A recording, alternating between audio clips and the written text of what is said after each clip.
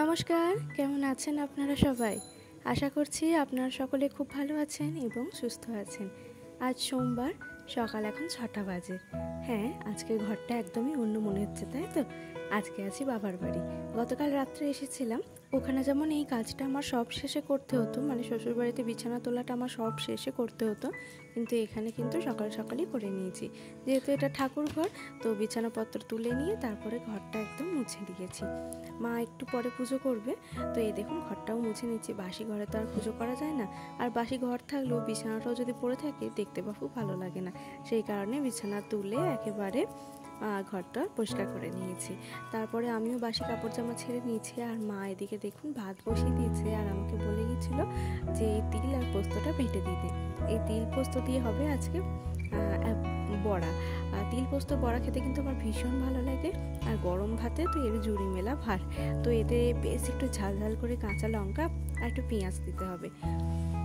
তো দেখুন এদিকে মা দুদিকে ভাত চাপিয়ে দিচ্ছে, একটা হচ্ছে আমাদের ভাত আর একটা হলো কুরকুরিদের ভাত। দুটোই হয়ে গেছে, আর এদিকে মা এরপর চলে গেছে ফুল তুলতে। আমাদের বাড়িতে প্রচুর ফুল গাছ আছে, জানেন তো? সেটা তো আপনারা আগেই দেখেছেন। আর এই বর্ষার ওয়েদারে বৃষ্টির জল পেয়ে সব গাছে প্রচুর প্রচুর ফুল ফুটছে।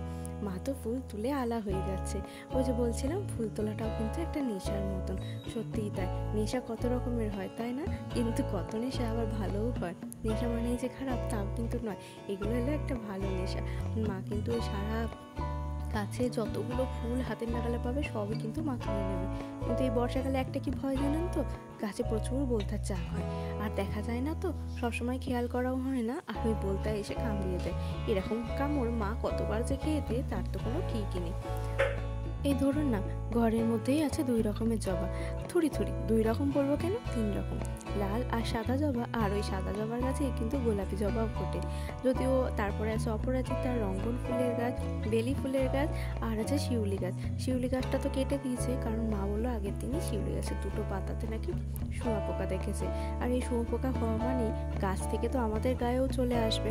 তো সেই কারণে শিউলি গাছটা কেটে দিয়েছে, কিন্তু তারপরেও যে ডালটাতে কুড়ি ছিল সেই ডালটা কাটেনি। কিন্তু ওই ডালের কুঁড়ি ফুলগুলো দেখছি কুয়ার মধ্যেই পড়ে আছে।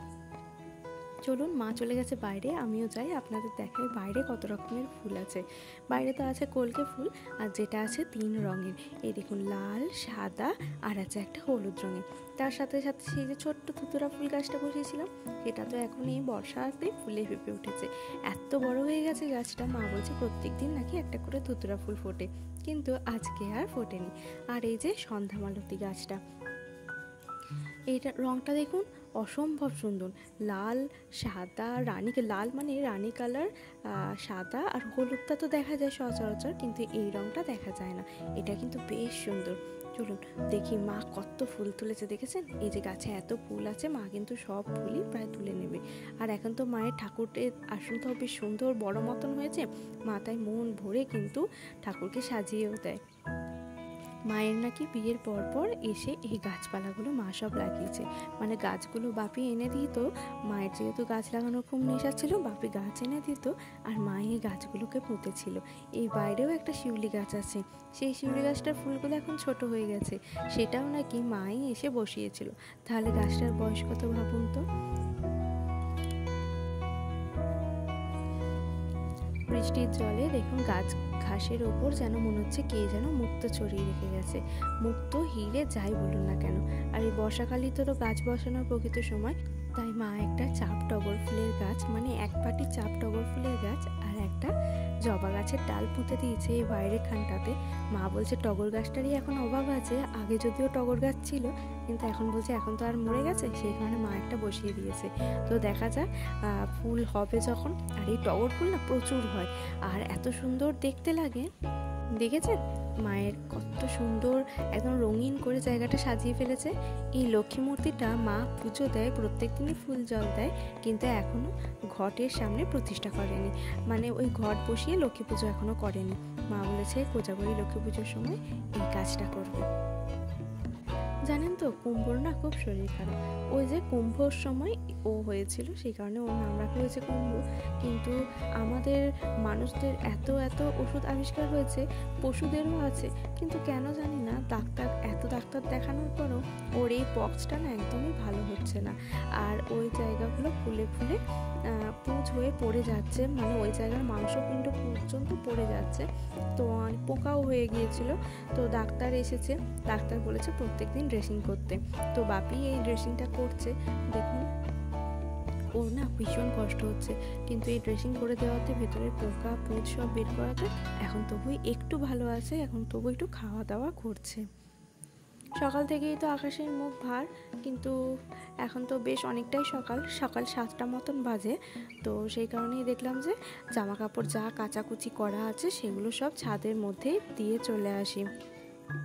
মা আবার স্কুল যাওয়ার আগে এই সমস্ত জামা কাপড়গুলো তুলে রেখে দিয়ে চলে যাবে, তাতে করে জলটাও ঝরে যাবে, আর এদিকে ছাদে দিয়ে দেবে শেডের তলায়, তাহলে আর ভিজবেও না, হাওয়াতে হাওয়াতে চা শুকনো শুকিয়ে যাবে। একটা সন্তান হলে অনেকটাই না কষ্ট, এখন বুঝতে পারি।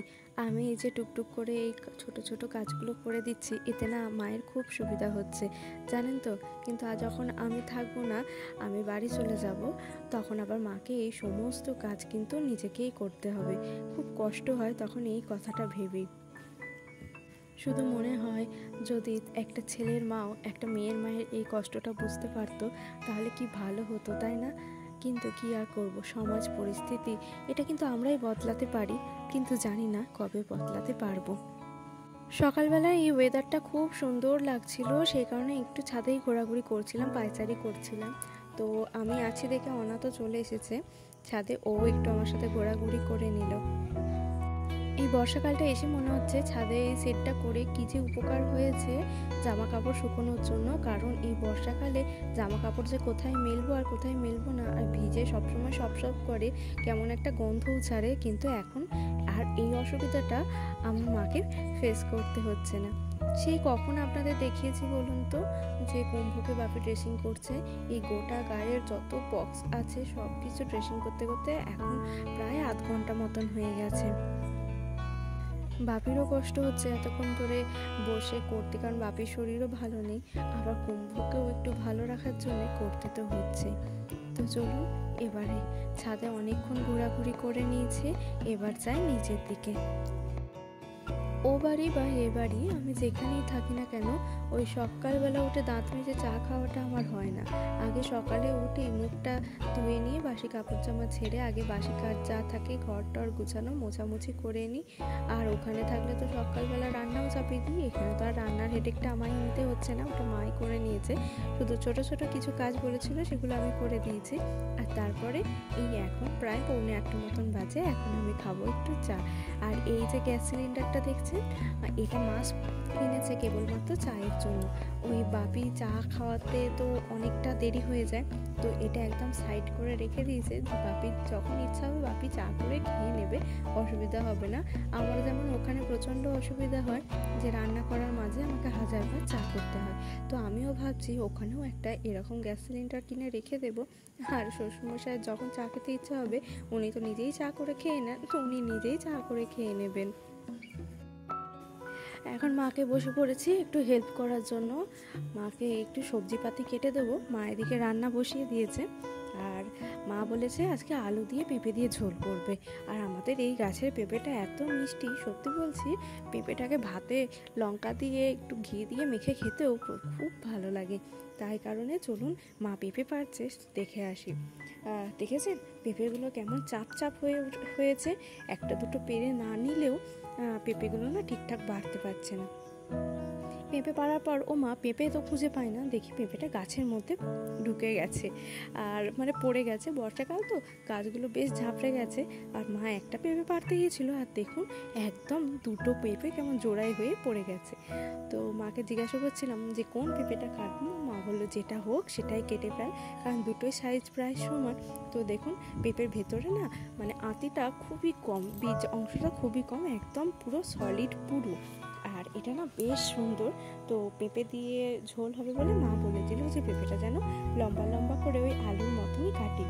মা আবার বলে সব কিছু সবজি যতটা সুন্দর কাটা হবে, মশলা যত সুন্দর বাটা হবে, তার উপরেও নাকি তরকারির একটা টেস্ট নির্ভর করে। মা আমাকে বললো যে একটু মাছগুলো উল্টে দেওয়ার জন্য। আর মাছ ভাজা, বাবা সে তো আমি ভাজতে গেলে মাছ জোড়া করে ফেলি, তো 2-1টা মাছ ভালো করে উল্টাতে পেরেছি, কিন্তু 4 নম্বর মাছটা আর একদমই উল্টাতে পারছিলাম না। সেই কারণে মাকেই কিন্তু হ্যান্ড ওভার করে দিয়েছি। কারণ এই সুন্দরভাবে মা মাছগুলো ভাজতে দিয়েছে, আমি কিন্তু উল্টাতে গিয়ে সব ঝুড়া করে ফেলবো, তাই মাকেই হ্যান্ড ওভার করে দিয়েছি। তো দেখুন মা এদিকে পেঁপে আলু মাছের ঝোলটা বসিয়ে দিয়েছে, আর শুধুমাত্র একটু পেঁয়াজ ফোড়ন দিয়ে কিন্তু পাতলা করে ঝোল করবে। কারণ এখন খুব একটা রিচ খাবার বাড়িতে হয় না বাপির শরীরটা খারাপ হওয়ার পর থেকে। আর আমারও না এই বর্ষার মধ্যে খুব একটা রিচ খাবার খেতে ভালো লাগে না। বর্ষাতে একটু ওই শুকনো শুকনো খাবার খেতেই না বেশি ভালো লাগে। আর ওই ধরুন একটু তেলে ভাজা খেতে যেন বেশি ভালো লাগে। শীতকালে আবার একটু গরম ভাত ঘি দিয়ে হলেই হয়ে যায়। আর গরমকালে কোনো কিচ্ছু খেতে ভালো লাগে না, মনে হয় শুধু সেদ্ধ খায়। এখন বাজে 8:30, আর 8:30টার সময় গয়লা কাকু চলে এসেছে দুধ দোয়াতে। এখন আর মাও দুধ দোয়াতে পারে না, মায়েরও শরীরটা ভালো নেই বলে গয়লা কাকুই এসে দুধ দুইয়ে নিয়ে যায়। আপনাদের যে আগেই বলেছিলাম আমাদের এই গাছটাকে আর কাটবো না, মানে কলমি শাকের এই লতাটা কাটবো না, এটা কুয়া পর্যন্ত যায় নাকি দেখি। তো দেখুন বর্ষার জলে কুয়োর জলটাও তো বেশ খানিকটা উঠে এসছে, আর কলমি শাকটাও কিন্তু কুয়ার জল পর্যন্ত চলে গেছে। তারপরে এতে দেখুন কি সুন্দর গুচ্ছ গুচ্ছ করে শিকড় হয়ে গেছে। তো দেখা যাক কুয়োতে আমার কলমি শাক গাছ চাষ করাটা কেমন হয়। দেখেছেন কেমন বৃষ্টি পড়ছে ঝুপঝুপ করে। এরকম টাটকা তাজা দুধ একমাত্র বাড়িতে গরু থাকলেই কিন্তু পাওয়া যায়, কিন্তু এইটা খেয়ে সহ্য করাও আবার একটা দুষ্কর ব্যাপার।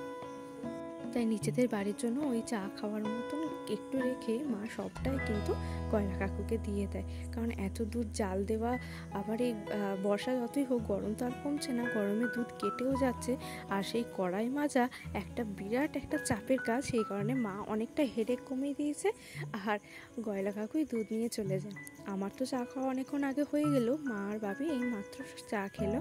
আর চা খেয়ে বাপি চলে গেল বাজারে, মা কিছু জিনিস আনতে বলেছে সেসব আনতেই বাপি চলে গেল বাজারে। তো আমার স্কুলের জন্য এখনও অনেকটা সময় বাকি আছে, তো ভাবলাম ঘরের একটা জানলার পর্দা করে ফেলি। আর আমাদের মতন মধ্যবিত্ত বাড়িতে জানলার পর্দা মানে ওই হলো নাইটি ছেঁড়া বা মায়ের কাপড় ছেঁড়া দিয়ে একটা পর্দা বানিয়ে ফেলে। ইচ্ছা আছে একটু পর্দাগুলো বেশ সুন্দর করে বানাবো, কিন্তু তার আর সময় হচ্ছে না পর্দা একটা কিনে এনে ঘরগুলোতে সুন্দর করে পর্দা বানাবো। মায়ের রান্নাবাড়ি এখনো কমপ্লিট হয়নি, মা আস্তে আস্তে রান্না করছে। ঘরের মধ্যেই মানি প্ল্যান্টটা কি সুন্দর হয়েছে দেখুন। রান্নাঘরের এক কোণায় এক টুকরো সবুজ যেন একদম গোটা রান্নাঘরটাকে একদম স্নিগ্ধ করে রেখেছে। সত্যি খুব ভালো লাগে জানেন তো, একটু সবুজের ছোঁয়া থাকলে ঘরের কোণে বেশ ভালো লাগে। তবে আমি জানি না মানি প্ল্যান্ট রান্নাঘরে রাখা উচিত কি না, তো আপনারা যদি কেউ জেনে থাকেন প্লিজ একটু আমাকে কমেন্ট করে বলবেন। মায়ের এদিকে তরকারি হয়ে গেছে, এবার হচ্ছে মুড়ি খাওয়ার জন্য আলু ভাজা। আর আমি দেখলাম আকাশটা তো বেশ ঘনিয়েই এসেছে, তো এর মাঝে আমি ছাদ থেকে জামা কাপড়গুলো তুলে নিয়ে এদিকে শেডের নিচে দিয়ে দিলাম। তো মায়ের এই কাজটাও কম হয়ে গেল।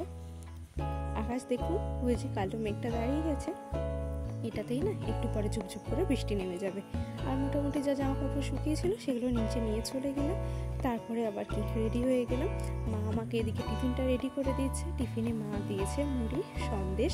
এই সন্দেশটা কিন্তু ঘরের বানানো, মা কিন্তু বাড়িতে সন্দেশ বানায়। যেদিন গয়লা কাকু দুধ নিয়ে যায় না সেদিনকে মা এই সন্দেশটা বানিয়ে নেয়, আর তার সাথে দিয়ে দিয়েছিল আলু ভাজা। এরপর অনাথ রানীকে ডাকছে, অনাথ রানীও আলু ভাজা দিয়ে মুড়ি কুপ কুপ করে খেয়ে নেবে। ও দেখেছে মা আমাকে সন্দেশ দিয়েছে, ওর নাকে গন্ধটা তো গেছে, তাই ও সন্দেশ ছাড়া মুড়ি খাবে না।